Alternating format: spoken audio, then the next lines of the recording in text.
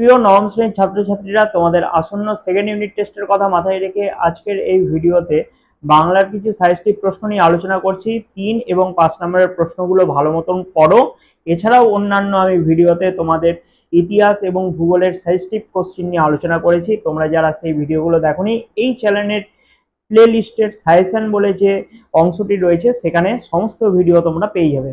চলো এবার কথা না বাড়িয়ে মূল আলোচনাতে আমরা আসি। নবম শ্রেণী Bangla suggestion second unit test, তোমাদের যা যা 3 নম্বরের প্রশ্ন আসতে পারে সেগুলো বলছি। দেখো, 1 নম্বর প্রশ্ন, সংস্কৃত ভাষা আত্মনির্ভরশীল, লেখকের এরূপ কথা বলার কারণ কি? 2 নম্বর প্রশ্ন, আমার তরুণ পাঠকেরা নিশ্চয়ই দেখে যাবেন, তরুণ পাঠকেরা কি দেখে যাবেন বলে লেখক বলেছেন।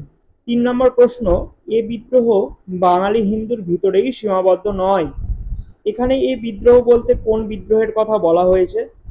4 নম্বর প্রশ্ন, কামরাঙা লাল মেঘ যেন মৃত মণিয়ার মতো, কবি মেঘকে মৃত মণিয়ার সঙ্গে তুলনা করলেন কেন? 5 নম্বর প্রশ্ন, পৃথিবীর কোন পথ এ কন্যারে দেখেনি কো, এখানে কোন কন্যার কথা বলা হয়েছে? কবির চোখে সে কন্যা কেমন ছিল? 6 নম্বর প্রশ্ন, কেশবতী কন্যা যেন এসেছে আকাশে, কবি কেশবতী কন্যা কাকে বলেছেন এবং কেন বলেছেন? 7 নম্বর প্রশ্ন, এরই মাঝে বাংলার প্রাণ, বাংলার প্রাণকে কবি কোথায় খুঁজে পেয়েছেন? 8 নম্বর, ছোট্ট একটা ফুল দুলছে, কবি ছোট্ট একটা ফুলের দোলার কথা একাধিকবার বলেছেন কেন? 9 নম্বর প্রশ্ন, নোটে গাছটি বুড়িয়ে ওঠে কিন্তু মুড়োয় না, কবির এই উক্তিটির তাৎপর্য ব্যাখ্যা করো। 10 নম্বর প্রশ্ন, হারায় না তার বাগান থেকে কুন্দ ফুলের হাসি, কবির এই উদ্ধৃতিটির অর্থ স্পষ্ট করো। 11 দাগের প্রশ্ন বলেছে যে তোমাকে সেখানে একটু দাঁড়াইতেই হবে, কে কেন কাকে একটু দাঁড়াইতে বলেছিল?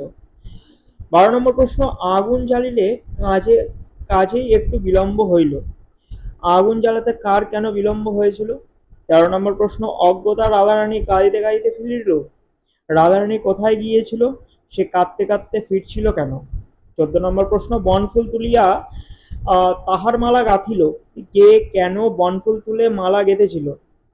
এরপর 5 নম্বরের প্রশ্ন যা যা তোমরা পড়তে পারো সেগুলো বলছি। 1 নম্বর প্রশ্ন দেখো, বলেছে যে বাঙালির চরিত্রে বিদ্রোহ বিদ্যমান, লেখকের এই মন্তব্যটি স্পষ্টভাবে আলোচনা করো।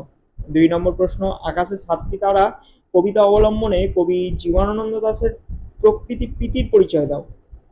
3 নম্বর প্রশ্ন, কামরাঙা লাল মেঘ যেন মৃত মণিয়ার মতো, কবি এখানে মেঘকে মৃত মণিয়ার সঙ্গে তুলনা করেছেন কেন? 4 নম্বর প্রশ্ন, একজন প্রকৃত সিংহের প্রয়োজন, বক্তা কাকে উদ্দেশ্য করে কেন এ কথা বলেছেন? 5 নম্বর, তার সঙ্গে বনিয়ে চলা অসম্ভব, লেখক তার বলতে কার কথা বলেছেন, তার সঙ্গে বনিয়ে চলা অসম্ভব কেন? 6 নম্বর প্রশ্ন, কবি নীরেন্দ্রনাথ চক্রবর্তীর আবহমান কবিতায় গ্রাম্য প্রকৃতির যে ছবি ফুটে উঠেছে তা লেখো।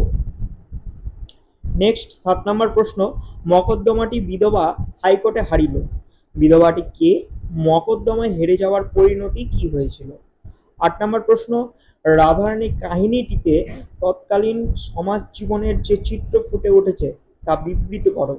9 নম্বর প্রশ্ন, পাখির ক্ষমতা আরও বেশি, আরও বিস্ময়কর, বক্তাকে এ কথা বলার কারণ কি?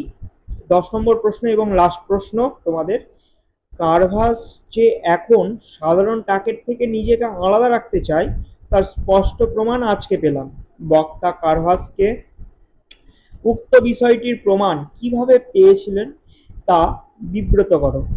তো এই ছিল আজকের আলোচনা। এই প্রশ্নগুলো ভালো মতন পড়ে যেও। যদি চ্যানেলে নতুন হয়ে থাকো অবশ্যই চ্যানেলটিকে সাবস্ক্রাইব করে পাশের বেল আইকনে ক্লিক করো, বন্ধুদের মধ্যে শেয়ার করো এবং তোমাদের মূল্যবান মতামত আমাকে অবশ্যই জানাও।